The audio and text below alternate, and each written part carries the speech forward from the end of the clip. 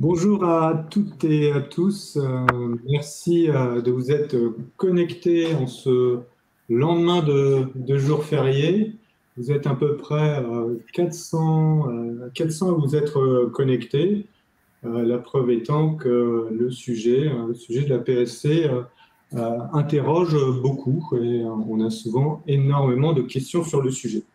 Alors, les équipes de Reliance sont ravies de proposer cet échange qui sera largement dû au fait des interventions de deux grands témoins. Donc, Madame Chaumeau, qui est directrice adjointe ressources au centre de gestion de Seine-et-Marne. Bonjour Madame Chaumeau. Bonjour, merci aussi de m'accueillir.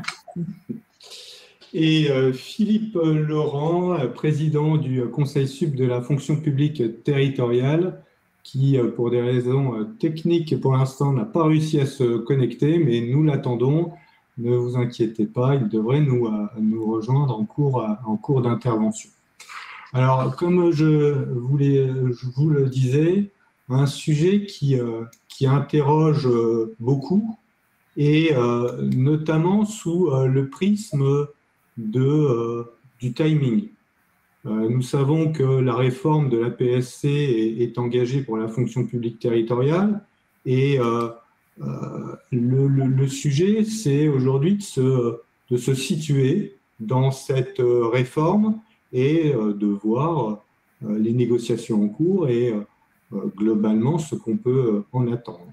Donc, pour lancer les débats, je vous propose de regarder ensemble une frise chronologique qui remonte depuis 2007 jusqu'à maintenant et qui nous projette sur les dates d'obligation. Donc, 2007-2011, les premières dates de cette frise chronologique, c'est quoi en fait? C'est le lancement de la protection sociale au niveau de la fonction publique dans sa globalité. Je m'interromps pour saluer Monsieur Laurent qui a réussi à nous rejoindre. Bonjour. Je continue. Donc, 2007-2011, les trois versants de la fonction publique se lancent dans la protection sociale avec trois modalités de déploiement différents. Au niveau de la fonction publique d'État, on est sur un dispositif de...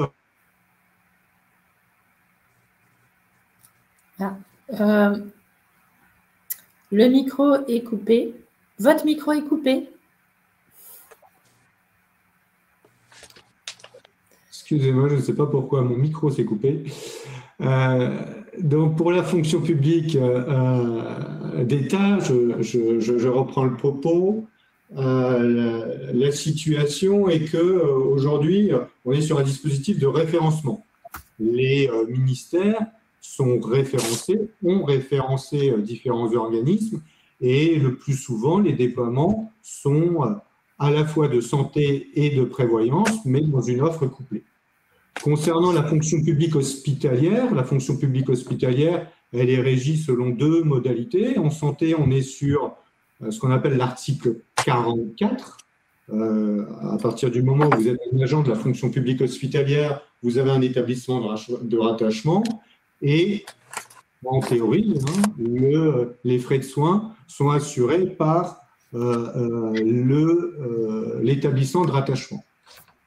Et pour la prévoyance, la fonction publique hospitalière a un organisme paritaire qui s'appelle le CGEOS.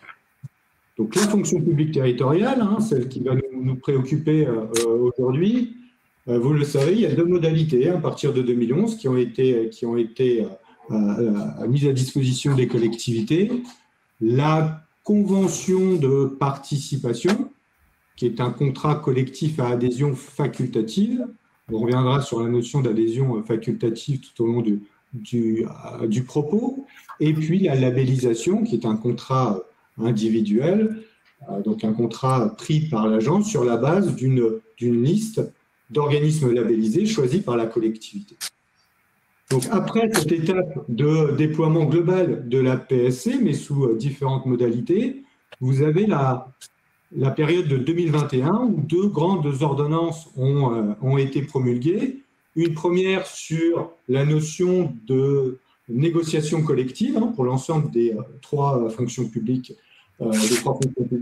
et puis une seconde sur l'organisation de la protection sociale avec les obligations employeurs de participation.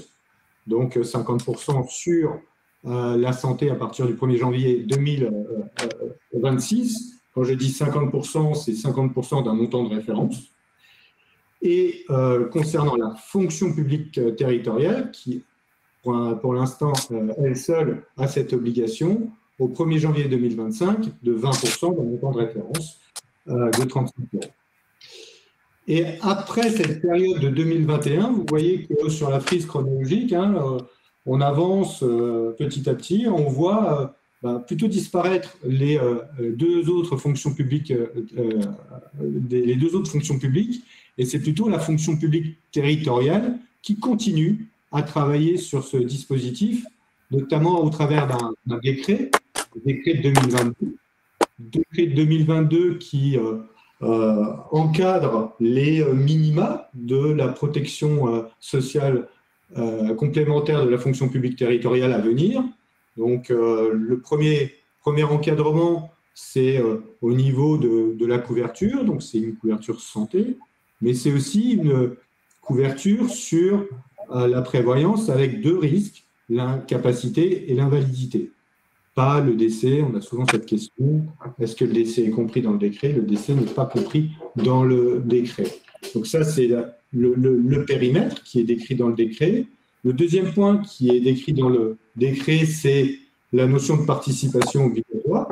Donc là, les montants sont déclinés dans le décret. 20% d'un montant de référence de 35 € pour la prévoyance, avec une obligation au 1er janvier 2025, donc un montant de 7 € de participation obligatoire. Et concernant la santé, on est sur 50% d'un panier de référence de 30 €, donc 15 € à partir du 1er janvier 2026. À cela s'ajoute une dernière déclinaison pour les points les plus saillants dans le décret, c'est le niveau de prestation à verser. Le niveau de prestation à verser pour la prévoyance, on est sur 90% du traitement indiciaire et 40% du régime indemnitaire. Donc là, j'ai décrit vraiment le décret et cette notion de minima qui sont déclinés dans ce décret. Donc, pour aller plus loin sur cette étape dans le cadre de la réforme de la protection sociale, il s'agit aujourd'hui de se poser la question, où en est-on de cette réforme de la PSC? Qu'est-ce qui a été engagé au-delà de l'accord de méthode de juillet 2022 sur la fonction publique territoriale? Je vous pose la question, Monsieur Laurent, où en est-on de cette réforme de la PSC? Oui, merci d'abord de m'avoir invité. Est-ce que vous m'entendez là? Oui, parfaitement. Oui. Ah, très bien. Bien, écoutez, bonjour à toutes et à tous, et donc très heureux d'être parmi vous cet après-midi. Je pourrais peut-être pas rester jusqu'au bout du webinaire, mais je vais faire le maximum. Pour vous dire d'abord qu'il se trouve que cette affaire de protection sociale complémentaire, moi je m'étais déjà engagé pour obtenir ce fameux décret de 2011 dont vous avez parlé, et qui était la possibilité enfin donnée aux collectivités employeurs de pouvoir participer à la couverture santé et à la couverture prévoyance des agents. Donc, cette première étape, c'était la possibilité donnée aux employeurs territoriaux. Un certain nombre d'employeurs territoriaux se sont en effet emparés de la chose. Et évidemment, l'étape qui a été franchie par la loi de 2019 et par l'ordonnance de 2021 et le décret de 2022 dont vous venez de parler, c'est évidemment l'obligation d'un minimum de participation. Sauf qu'à cette époque, lorsqu'on a discuté de la participation, on parlait pour l'essentiel de questions justement financières, de participation financière. Il est apparu à l'évaluation du décret de 2011 que finalement, il y avait énormément comment dirais-je, de manque et de vide, même de vide juridique dans un certain nombre de circonstances. C'est la raison pour laquelle, et c'était en accord avec la ministre de l'époque, donc Amélie de Montchalin, et puis ensuite évidemment son successeur dans la même logique, nous avons donc souhaité, nous, employeurs territoriaux, ça a été d'ailleurs aussi une des raisons pour lesquelles nous nous sommes constitués en coordination des employeurs territoriaux, parce que là, je ne vous parle pas tellement en tant que président du Conseil supérieur de la fonction publique territoriale, même si le Conseil supérieur, en tant que tel, a nécessairement un avis à donner sur des textes, donc des projets de loi ou des projets de décret, ou voire d'un certain nombre de projets d'arrêté. On a notre avis à donner, le Conseil supérieur, qui est une instance paritaire. Mais nous avons également cette instance, qui est une instance informelle, qui est la coordination des employeurs territoriaux, car l'ensemble des associations d'élus, avec la Fédération des centres de gestion et le CNFPT, nous avons souhaité donc constituer cette coordination pour pouvoir en effet engager des discussions directes avec les organisations syndicales, sachant qu'évidemment, si accord il y a, eh bien ces accords ensuite sont traduits en termes réglementaires par l'administration d'État, notamment en ce qui nous concerne la DGCL. Donc, cette affaire de PSC, elle est arrivée à la fois à un moment où nous avons le souci, la grande préoccupation d'améliorer l'attractivité de la fonction publique territoriale. Bon, vous savez que elle nécessite un certain nombre d'efforts de notre part, enfin de la part de tout le monde, mais enfin en tout cas un certain nombre d'efforts pour la rendre pour faire en sorte que nous puissions recruter les agents dont nous avons besoin pour gérer les services publics. Donc à la fois l'attractivité, mais à la fois aussi le souhait d'affirmer les employeurs territoriaux comme étant à même de pouvoir discuter directement avec les organisations syndicales de la fonction publique territoriale. Et c'est ce qui s'est passé, c'est ce qui se passe. Voilà, donc je veux dire par là que ce n'est pas une négociation tout à fait comme une autre, et ce n'est pas une démarche que nous avons déjà menée. C'est la première fois que nous menons ainsi cette démarche, avec la volonté de montrer que finalement, les employeurs publics territoriaux sont devenus d'une certaine manière un peu, si je puis dire, collectivement adultes. Ils ne sont pas simplement chacun dans leur collectivité à discuter avec les organisations syndicales de leur collectivité, mais nous avons donc l'ambition, à travers cette discussion, cette négociation, de faire cela donc, au niveau national. C'est important de dire parce que c'est ça qui fait un peu l'originalité de la discussion, au-delà du fond, qui est évidemment la qualité, la santé au travail et la qualité de vie au travail que permet la participation des employeurs à la prévoyance et à la couverture santé. Alors, où est-ce que nous sommes aujourd'hui? Aujourd'hui, vous l'avez montré, vous l'avez dit tout à l'heure dans votre frise, c'est que les discussions ne peuvent pas être les mêmes pour l'État d'une part, pour les hospitalières et pour la territoriale d'autre part. La territoriale, c'est donc plusieurs dizaines de milliers d'employeurs qui sont tous, enfin en tout cas en théorie, autonomes dans leurs décisions et dans leur capacité à faire. Ils ont maintenant une obligation de participer à minima, hein, c'est ce que vous avez rappelé. Mais bon, en tout cas, on sait qu'on peut aller beaucoup plus loin, et que c'est d'ailleurs une volonté de beaucoup d'employeurs d'aller plus loin, mais dans un cadre qui soit d'abord juridiquement viable et qui soit aussi juridiquement et économiquement viable et qui soit aussi équitable, si vous voulez, pour les agents. Alors, donc là, la discussion, elle porte à l'heure actuelle sur les questions, au-delà de la discussion des minima. Elle porte sur évidemment le panier, la composition des garanties, hein, même si vous l'avez dit, mais il y a des indications dans le décret de 2022, mais nous souhaitons donc aller plus loin. Elle porte sur la portabilité des droits, elle porte sur cette distinction qui existe entre labellisation et convention de participation. Voilà, convention de participation qui est propre aux collectivités territoriales.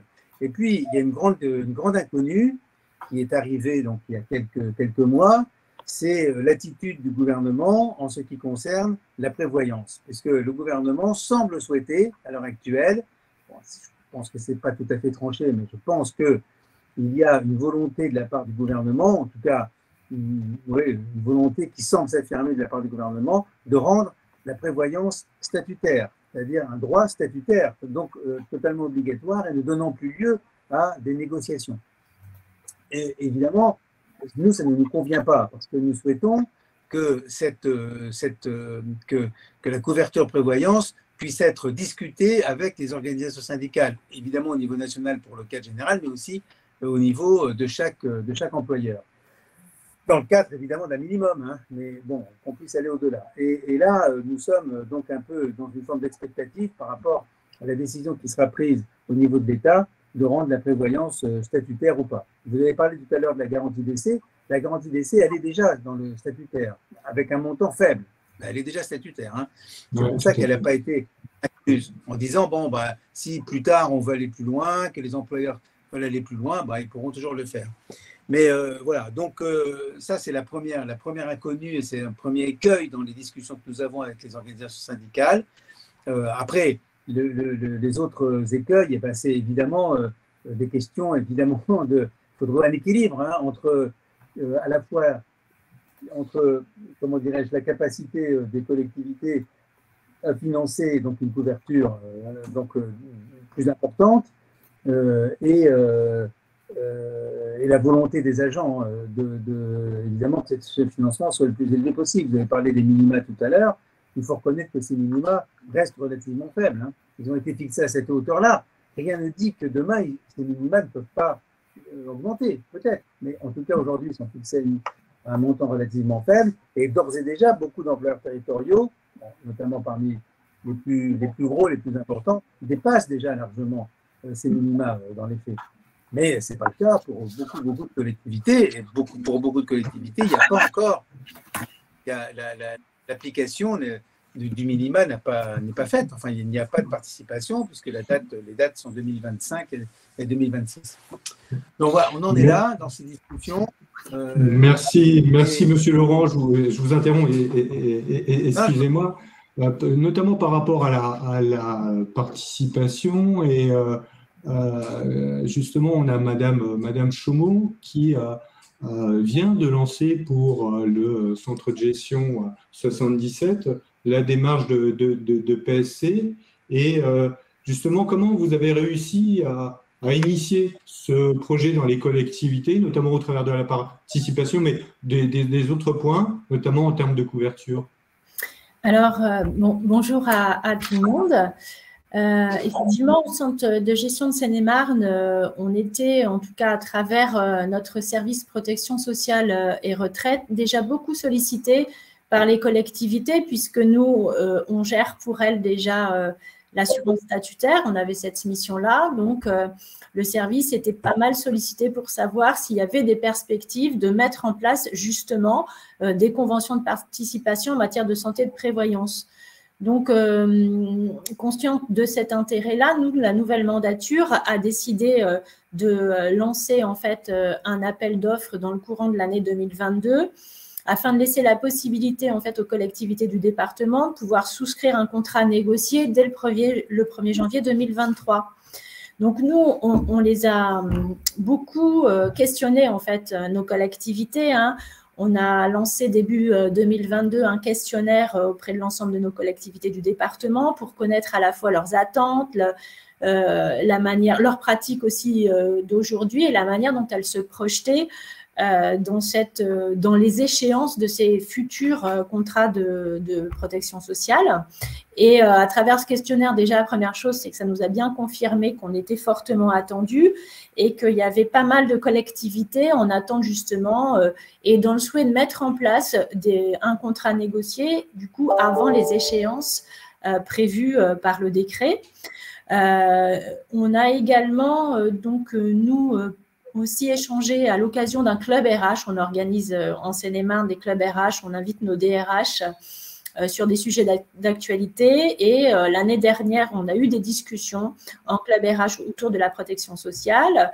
et on a essayé de recenser un petit peu les attentes, la perception de nos collectivités. On les a pas mal aussi interrogés à cette occasion sur le caractère obligatoire pour les agents et ce qu'elles nous ont fait comme retour assez majoritairement il y a un an à peu près, c'était que c'était pas pour elles a priori la voie qu'elles souhaitaient prendre, en fait, que le caractère obligatoire, elles considéraient qu'elles auraient du mal en fait à l'imposer entre guillemets et à leurs élus et à leurs agents. À l'occasion des discussions également avec nos représentants du personnel, quand on a eu des discussions préalables au lancement de l'appel d'offres, c'est pareil, ce caractère obligatoire a priori n'était pas forcément bien accueilli. Donc nous, ce qu'on a fait, c'est qu'on a lancé avant cet appel d'offres, on a sollicité nos collectivités pour qu'elles puissent formaliser leur intention à travers une lettre d'intention. Elles nous ont transmis toutes leurs données en matière d'absentéisme, donc ça nous a laissé l'occasion aussi d'avoir un panorama de leurs pratiques et de savoir où elles en étaient, où elles se situaient en termes d'absentéisme aujourd'hui. Tous ces échanges-là nous ont permis justement d'attribuer un marché en octobre dernier.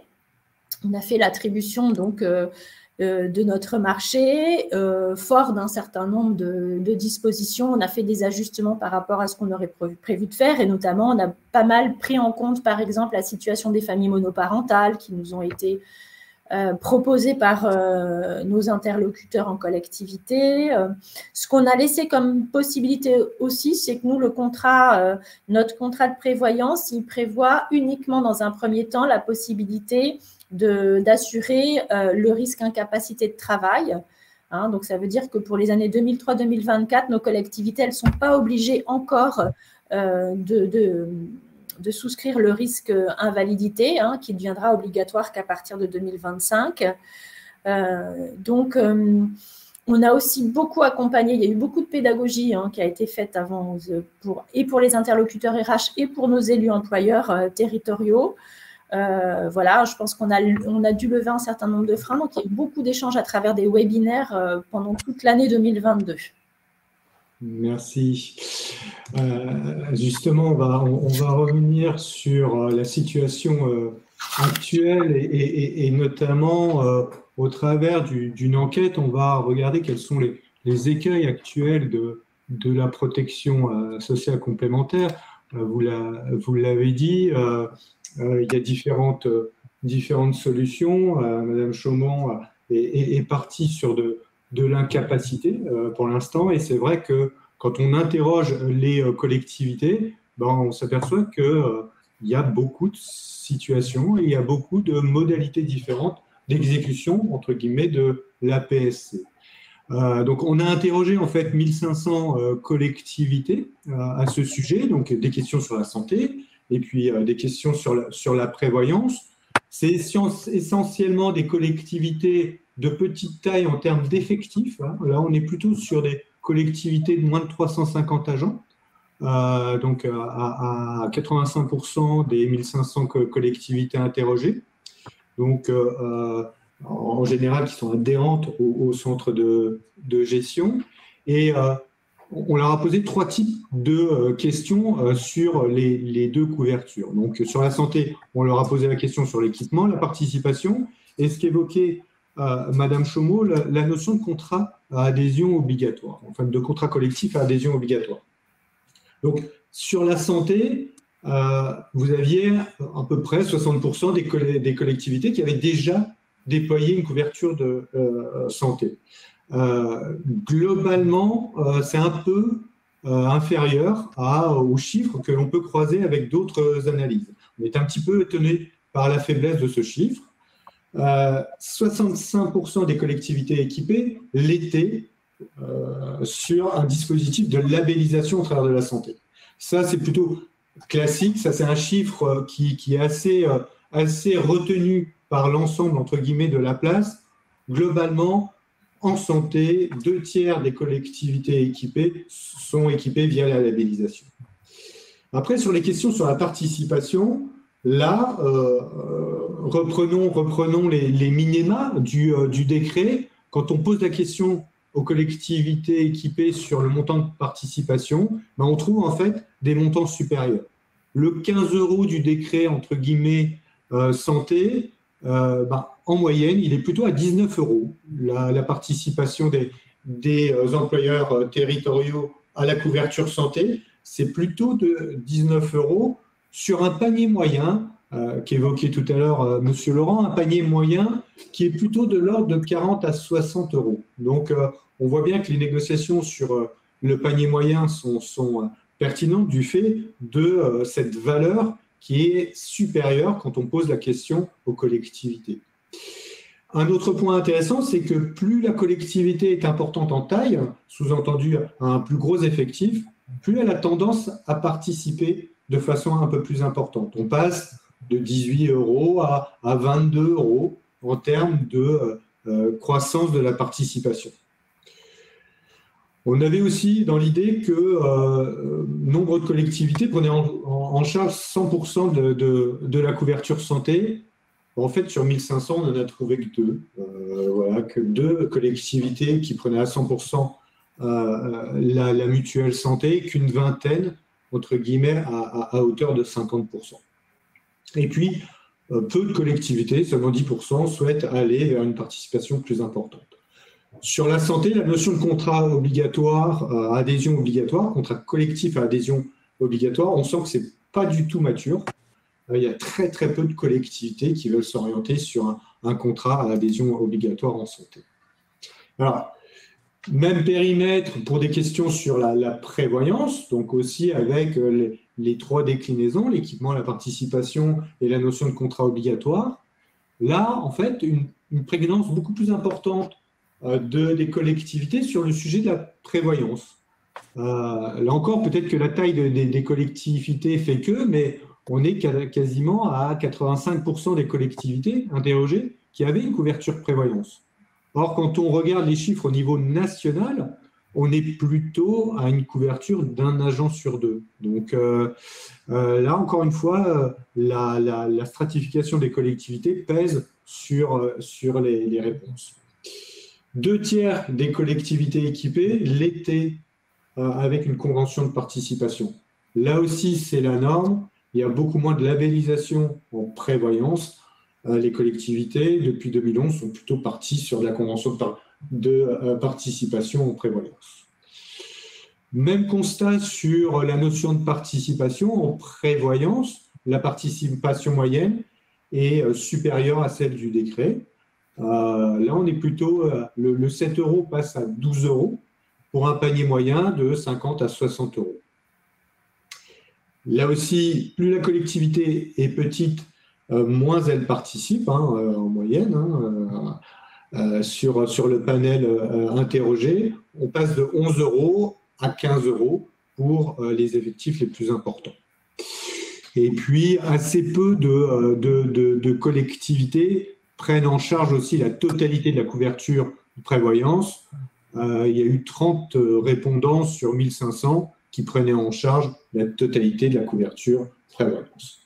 Alors, concernant le contrat adhésion obligatoire, autant sur la santé, on sentait que c'était pas très très mature, autant sur la prévoyance, on sent qu'il y a une réelle interrogation pour mettre en œuvre des contrats adhésion obligatoires. Et comme c'est une enquête en continu qu'on fait depuis mai 2021, on sent une évolution en fait des collectivités dans leurs réponses.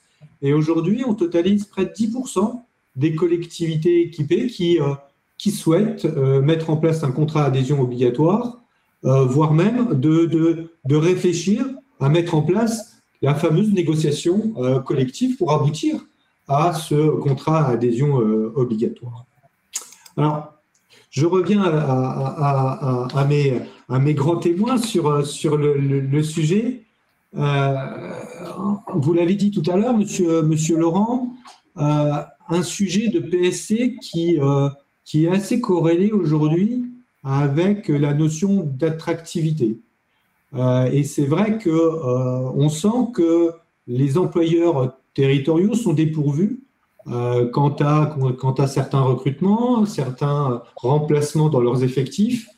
Est-ce que le sujet de la PSC doit faire partie de la boîte à outils de l'employeur territorial?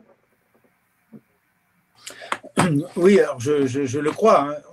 Bon, vous savez, peut-être, j'ai eu l'occasion de publier, enfin de rédiger avec deux inspecteurs généraux un rapport sur l'attractivité de la fonction publique territoriale qui était remise à la ministre en janvier 2022. Et dans ce rapport, enfin, nous disions clairement quand même que la principale question concernant l'attractivité, c'était quand même globalement le revenu, hein, le niveau de revenu pour un certain nombre de postes. Et vous savez que dans les collectivités et dans les communes en particulier, nous employons beaucoup de catégories C, donc des personnels avec des revenus assez faibles. Et que je pense que, en effet, la couverture santé et la couverture prévoyance, la prise en charge par les employeurs publics territoriaux de cette prise en charge santé et prévoyance est un élément assez important d'attractivité, si tant est que l'ensemble des agents soient bien conscients de ce que ça veut dire, de ce que ça amène. Ce n'est pas toujours évident, notamment chez les plus jeunes, hein, parce que là aussi, l'équilibre des régimes signifie que, en effet, il faut que les cotisations, que tout le monde, pas tout le monde, mais enfin en tout cas, que les jeunes aussi cotisent. C'est important. Alors, ce qui me paraît important de souligner, c'est que la démarche en matière de santé, de complémentaire santé et de prévoyance n'est pas la même. Et je pense que ce que vous avez montré, l'enquête que vous avez montrée, en est bien l'illustration. En matière de prévoyance santé, lorsque vous regardez vos agents, bon, je l'ai fait dans ma commune, moi j'ai 450 agents, on voit que beaucoup quand même sont déjà couverts par leurs conjoints en matière de santé. Ils sont déjà couverts par leurs conjoints et parfois avec des couvertures qui sont extrêmement intéressantes. Tout dépend évidemment de l'employeur du conjoint en question. Hein. Mais donc cela, on ne peut pas rendre obligatoire une deuxième cotisation, enfin, ou alors il faut aménager l'affaire. Donc sur la santé, il me paraît assez logique que l'obligation, que la participation obligatoire, l'adhésion obligatoire, soit relativement faible. En revanche, sur la prévoyance, là, c'est autre chose. Sur la prévoyance, c'est vraiment lié à la personne. Et donc, beaucoup d'élus s'interrogent en effet sur l'idée d'aller vers une adhésion obligatoire, des contrats à adhésion obligatoire. C'est-à-dire, vous entrez dans la collectivité, automatiquement, vous devez cotiser donc à une couverture prévoyance. Mais ceci ne pourra fonctionner que si la collectivité prend en charge une partie importante de la cotisation, notamment pour les bas salaires. Ça ne veut pas dire qu'il faut qu'elle le fasse pour les plus hauts salaires. Ça veut dire que ce n'est pas forcément proportionnel au salaire, la prise en charge par la collectivité, mais il faut que le plafond de prise en charge soit à peu près pratiquement égal à 100% ou à 90% de ce que ça représente pour les plus bas revenus, les plus bas salaires, vous voyez. Donc ça veut dire qu'il faut évidemment que le minimum de participation soit plus important, beaucoup plus important que les 7 euros qui sont prévus à l'heure actuelle dans le décret, les 7 euros minimum qui sont prévus dans le décret. Donc, cette participation obligatoire, nous sommes un certain nombre à penser que c'est un élément qui paraît important et qui paraît important notamment pour faire en sorte que tous les agents cotisent, parce que pour l'économie générale du contrat, évidemment, c'est préférable, parce que les risques jeunes sont moins importants que les risques plus âgés, donc c'est intéressant, mais ça veut dire que la participation de l'employeur doit être certainement plus importante que ce qu'elle est aujourd'hui, sinon les agents et la négociation dont vous parlez, dans le cadre de l'accord collectif, la négociation dont vous parlez sera difficile avec les organisations syndicales localement. Donc il y a toute une logique dans le système, et encore une fois, ce n'est pas tout à fait la même logique sur la mutuelle santé, sur la complémentaire santé, que sur la prévoyance. Merci Monsieur Laurent. Madame Chaumont, par rapport à ces différents points et justement au déploiement que vous avez pu faire sur le CDG 77, quels sont les points sensibles auxquels vous avez dû pallier dans ce déploiement? Vous l'avez dit, hein, le coût engendré en fait par la mise en place d'une convention de participation, ça fait partie des principales inquiétudes de nos employeurs territoriaux, hein, c'est évident. Maintenant, nous, on a quand même aussi accompagné nos DRH sur ces questions-là parce que l'impact financier, il peut être pour partie compensé par un ajustement de la politique salariale, hein, territoriale. Puisque aujourd'hui, nous, on a fait le constat à travers les différents sondages qu'on a fait auprès de nos collectivités que quand les agents arrivent, en fait, pour ce qui concerne la maladie ordinaire, pardon, quand les agents passent à demi-traitement, pour la grande majorité de nos collectivités, elles vont proratiser à 50% le régime indemnitaire. Le deuxième schéma, c'est plutôt également de maintenir le régime indemnitaire. Donc, l'avantage en fait de la souscription d'un contrat de prévoyance, ça permet en fait à l'agent, son contrat de prévoyance lui permet de lui garantir un traitement indiciaire à hauteur de 90%. Oui. Et un régime indemnitaire à 40%, ce qui permet à la collectivité, déjà qui, elle, était en maintien total du régime indemnitaire pendant le passage à demi-traitement, de s'ajuster en conséquence, ça veut dire de baisser de 40% sa contribution à elle, puisque c'est l'assureur qui prend le relais à cette occasion.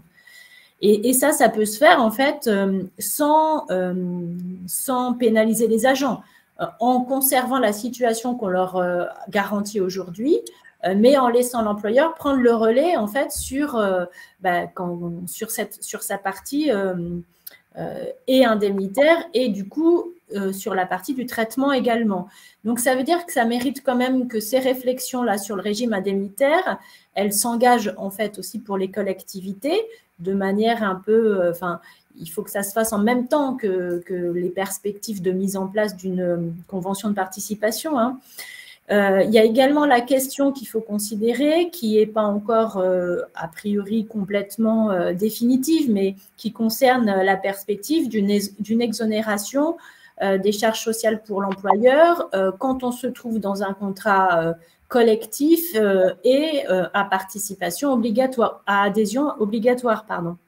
Donc, ça veut dire que tous ces éléments-là font que l'agent va avoir des garanties supplémentaires de maintenir en fait sa rémunération, alors que l'employeur va pouvoir aussi se décharger, lui, du maintien qu'il assurait à son agent jusqu'ici. Donc là, ces discussions effectivement sur le financement, ça a été les discussions essentielles, en tout cas les inquiétudes principales de nos élus. On a eu aussi pas mal d'élus locaux qui nous ont exprimé de l'inquiétude sur le fait que la mise en place en fait, d'un contrat de prévoyance pourrait augmenter la durée justement des arrêts maladie. Ça fait partie des inquiétudes de nos élus, hein, et c'est effectivement aussi pour ces raisons-là que c'est d'autant plus important qu'on les rassure par rapport à cette politique indemnitaire qu'on doit rechallenger, hein, j'ai envie de dire à cette occasion. Et puis, ça n'exclut pas effectivement la mise en place de cette protection sociale. Je pense qu'elle doit aussi se considérer et s'inscrire dans une politique de prévention primaire, hein, qui est engagée. Et c'est cette politique de prévention aussi pour laquelle on accompagne nous les collectivités et sur laquelle on doit aussi, je dirais, mettre des moyens pour que chaque collectivité puisse maîtriser son absentéisme, hein. Il en va également, comme vous le disiez, de l'équilibre de nos prochains contrats, quoi. Nos collectivités, elles nous ont également… nous, on a été attentifs, en tout cas pour nos collectivités, par rapport à leur remontée sur, en fait, à l'occasion de la mise en place d'un contrat de prévoyance ou de santé. C'est ce qui est important, le point de vigilance pour nous, ça a été vraiment de négocier les périodes de carence, entre guillemets, hein, puisque donc il y a des dispositions qui prévoient déjà les modalités en fait, dans lesquelles les nouveaux agents peuvent être assurés dans un contrat collectif. Tout n'est pas prévu. Et c'est vrai que l'inquiétude, c'est de se dire que si je continue avec mon contrat actuel, en cas, par exemple, de rechute, les agents voulaient avoir la garantie, bien sûr, de pouvoir être pris en charge par un nouveau contrat d'assurance alors qu'ils avaient peut-être déjà des pathologies antérieures ou autres. Donc ça, c'était pour nous et pour les futures négociations un point de vigilance qu'on a, nous, pour lequel on a porté pas mal d'attention. En matière de santé, la mise en place d'un contrat collectif, ça oblige aussi les agents à renoncer à leur organisme pour pouvoir bénéficier de la participation employeur, hein, c'est la condition qui est posée. Et c'est une situation qui prive les agents de la liberté de choisir. Hein. Et comme vous l'avez dit, c'est vrai que le recours à la labellisation, qui est nous aussi le plus présent en Seine-et-Marne, c'est clair que le fait de passer sur un contrat collectif négocié, ça va priver de cette liberté de choix puisqu'on va imposer, les employeurs vont imposer le contrat et on sait à quel point les Français sont attachés en fait à leur liberté et c'est pour ça qu'on sait qu'on a aussi un enjeu en ce moment important concernant le dialogue social parce que c'est clair qu'il faut, au-delà de renoncer à une liberté de choisir un organisme, un assureur, je pense qu'il faut voir l'occasion de souscrire un contrat collectif comme une occasion de donner un avantage et de contribuer à la santé de nos agents. Donc voilà, c'est important qu'il y ait beaucoup de pédagogie aussi autour de ces questions-là. Enfin, s'agissant aussi de la détermination de la participation pour l'employeur, nous, nos collectivités, elles auraient apprécié que soit en fait exprimé par le décret, en fait le niveau de leur contribution, de leur participation en pourcentage de la cotisation, mais de la cotisation réelle. Voilà, parce qu'elles sont plus à l'aise avec ces notions-là que de définir des montants en euros, comme c'est le cas 7 ou 15 euros. Donc ça, c'est aussi quelque chose, en fait, mais qu'elles peuvent s'approprier. En tout cas, si les futures discussions ne nous amènent pas à d'autres décisions, la notion d'exprimer, en fait, leur participation en pourcentage, en fait, de la cotisation, c'est vraiment quelque chose qui avait de l'importance pour nos collectivités, quoi. Merci pour ces éléments, Madame Chaumont, sur le sujet. S'il vous plaît. Oui, pardon, Monsieur Laurent. S'il vous plaît. Oui, juste un mot. Là, après, il faut que je vous quitte, hein, malheureusement, parce que je dois reprendre la route. Mais sur ce que dit Mme Chaumont il y a un instant, là, sur la participation en pourcentage, ça a été en effet une demande qui a été faite. Les choses se passent parfois de manière très bizarre avec l'administration d'État. C'est-à-dire qu'en fait, comme ils n'écoutent pas ce qu'on leur dit, ils traduisent une partie de ce qu'on demande. Et en réalité, les pourcentages dont vous avez parlé, c'est un peu ça d'ailleurs, les trucs, mais les pourcentages. Mais malheureusement, ils ont traduit ça par pourcentage d'un montant en valeur absolue. Enfin bon, voilà. Donc, ça a été, je peux simplement vous dire en 2 mots, ça a été quand même assez compliqué les discussions. Hein. Non pas par mauvaise volonté, mais par une certaine incompréhension, oui, je peux dire le mot, de la façon dont nous fonctionnons dans la fonction publique territoriale. Voilà. Donc, ce que vous dites, je l'entends et je le partage assez largement, mais malheureusement, on n'a pas pu aboutir à ça.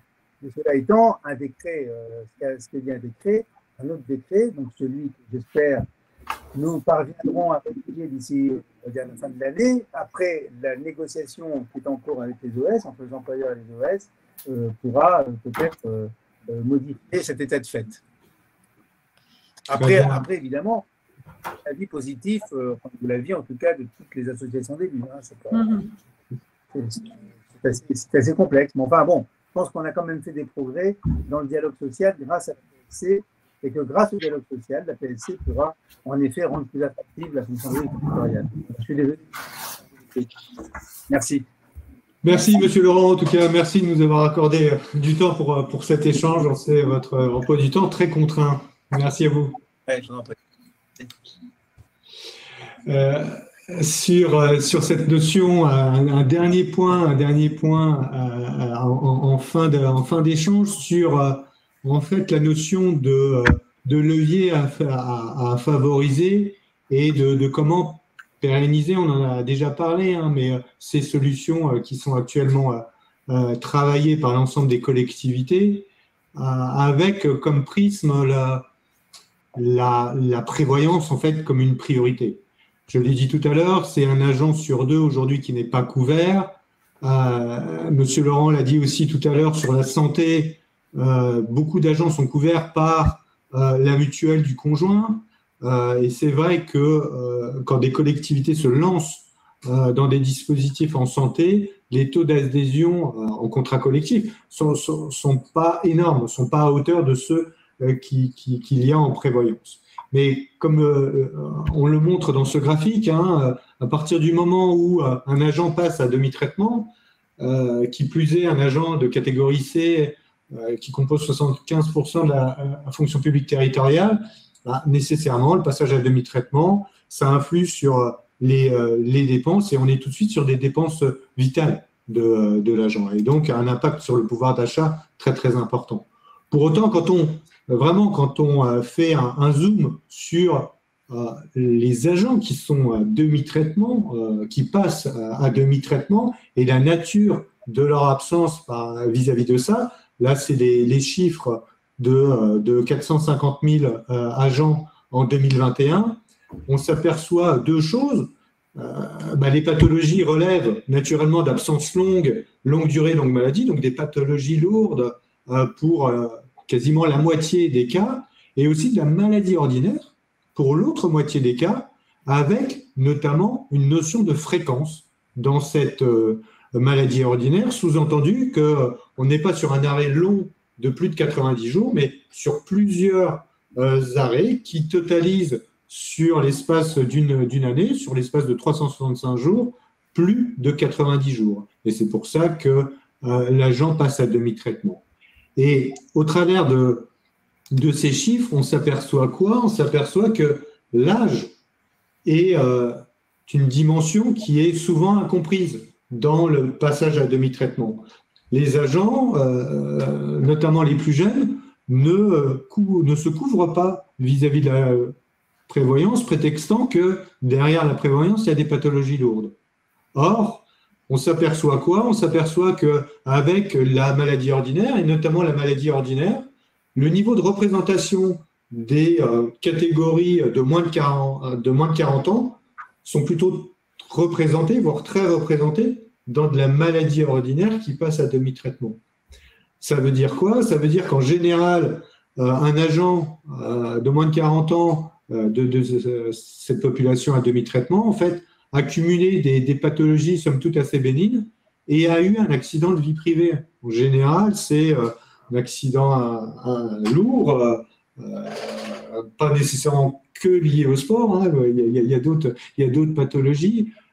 Pour autant, on retrouve statistiquement ces agents qui s'arrêtent et qui sont très étonnés de passer à demi-traitement. On a de cesse, quand on déploie les contrats de prévoyance, de réexpliquer ce fait que derrière, il n'y a pas que de l'âge, entre guillemets, même si il est très prégnant. Et on est aussi dans une tendance globale concernant la prévoyance qui augmente d'année en année. Le passage à demi-traitement augmente de façon très importante. De 2016 à 2021, il a augmenté de 13%. 13% de plus de demi-traitement. D'où la priorité vis-à-vis de la santé concernant les couvertures prévoyance. Je parlais de l'âge, comme quoi les plus jeunes devaient prendre des couvertures prévoyance, mais c'est vrai aussi que la fonction publique territoriale est touchée par un vieillissement, un tassement vers le haut de la pyramide des âges, avec une moyenne fonction publique territoriale supérieure aux autres. Là, c'est la moyenne CNRACL, donc là, c'est 48 ans d'âge moyen. Et vous voyez qu'au fur et à mesure des tranches d'âge, vous avez une répartition très importante des plus de 45 ans, plus de 50 ans, etc. Donc, ça, il y a un phénomène qui va amplifier ça, vous n'êtes pas sans le savoir, qu'il y a eu une réforme des retraites, on en a un petit peu parlé un peu partout, et qu'aujourd'hui, la répartition des agents de plus de 50 ans, qui est de l'ordre de 50% concernant les effectifs CNRACL, donc si on les projette à 10 ans, eh bien, ça va passer de 50%, de 52% à plus de 60%. Donc, tout ça pour vous dire qu'on est sur une tendance lourde concernant la prévoyance. Et donc, vis-à-vis de ça, c'est toutes les populations qui doivent être, entre guillemets, couvertes par cet axe prévoyance. Et donc, vis-à-vis de ça, Madame Chaumont, une dernière question sur comment favoriser, on l'a déjà un petit peu évoqué, vous avez évoqué la notion de contrat adhésion obligatoire.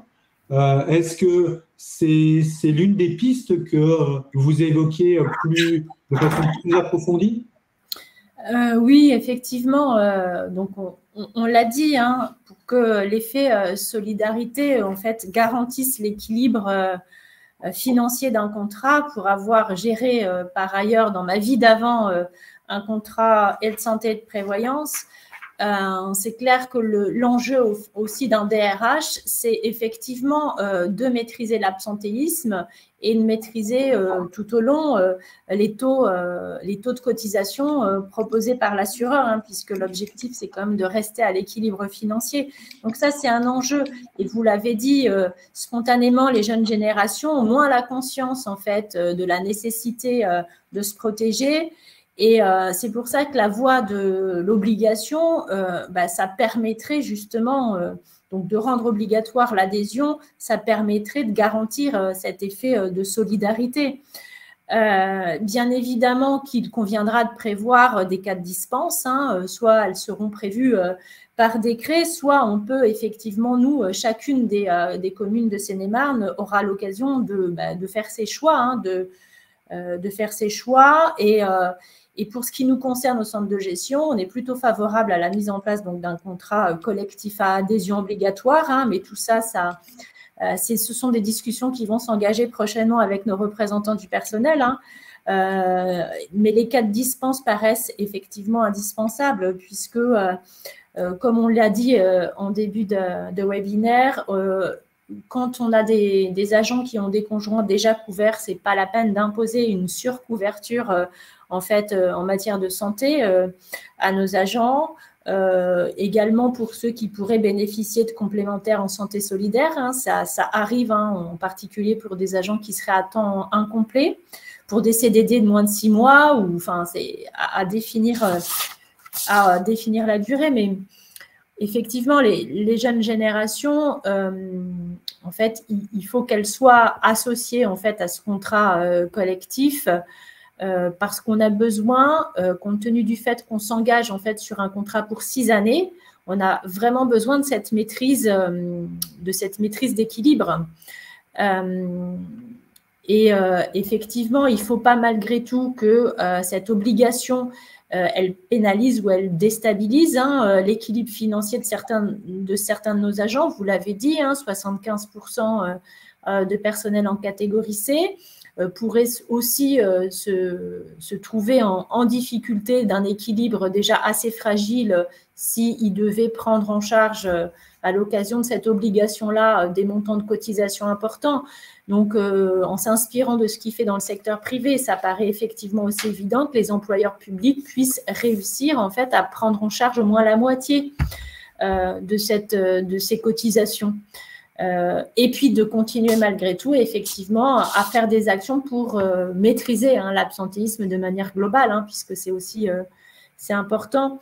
Comme on l'a dit aussi, ce qui nous paraît effectivement important, c'est aussi un petit peu de s'aligner déjà sur les attentes de nos collaborateurs et puis sur ce qui se fait aussi dans le secteur privé, parce que le fait, nous, de mettre en place, nous, employeurs publics, de mettre en place une protection sociale, ça va participer à notre image employeur, ça c'est important, hein, c'est important pour l'attractivité de notre secteur, ça facilitera les mobilités, hein, les passages, que ce soit privé, public ou autre, hein, ça peut faciliter la mobilité entre fonctions publiques, mais aussi du privé au public, donc ce sont des dispositions qui nous paraissent effectivement importantes. Et puis, dans le contexte actuel, avec les difficultés qu'on rencontre en matière de recrutement, ce sera un facteur d'attractivité et l'occasion aussi, effectivement, je dirais, une occasion pour nos employeurs publics d'être socialement responsables à travers la participation à la santé des agents. Tout à fait. Merci Madame Chaumont. Nous avons quelques questions, notamment beaucoup de questions qui tournent autour du travail généré par la mise en œuvre de l'APSC sur les équipes RH. Et c'est vrai qu'on a souvent cette question-là. L'un des moyens aussi de répondre à cet écueil, hein, c'est de prévoir aussi dans vos cahiers des charges parce que ce sur quoi vous voulez travailler avec le prestataire, avec l'organisme avec lequel vous voulez travailler, c'est-à-dire de prévoir des comités de pilotage, de prévoir un suivi, de prévoir la somme des services, tout ce qu'on peut appeler le management du risque autour d'une convention de participation en prévoyance. Ça peut et ça doit faire partie en fait des prochains cahiers des charges, parce que c'est souvent entre guillemets sous-pondéré dans les cahiers des charges, et on le voit, c'est pas rien de se lancer dans une démarche de PSC et surtout de la suivre dans le temps, parce que on l'a vu tout à l'heure, hein, il y a une dégradation de la sinistralité. Par contre, c'est pas inexorable, donc il y a des services, il y a des moyens pour à la fois identifier les sujets. Il n'y a aucune manière coercitive de faire ça, on n'est pas du tout là-dessus. Par contre, on est bien dans l'accompagnement, mais aussi dans le pilotage, il faut les donner. Et donc, charge à vous de mettre, entre guillemets, un niveau, entre guillemets, dans vos cahiers des charges nécessaires pour pouvoir travailler en co-construction avec les partenaires. Je ne vais pas pouvoir répondre à toutes les questions parce que le temps file. Sachez qu'on les notera et puis on fera une petite communication aux personnes qui ont posé des questions pour tenter d'y répondre. En tout cas, je vous remercie. Je remercie Madame Chaumont pour sa participation. Je vous remercie tous d'un chat très, très actif sur l'ensemble des questions et l'ensemble des propos, en espérant vous avoir été utile vis-à-vis de ce sujet qui reste encore, pour la plupart, à travailler. Écoutez, je vous remercie et vous souhaite une excellente journée. Merci à vous. Merci bien. Bon après-midi.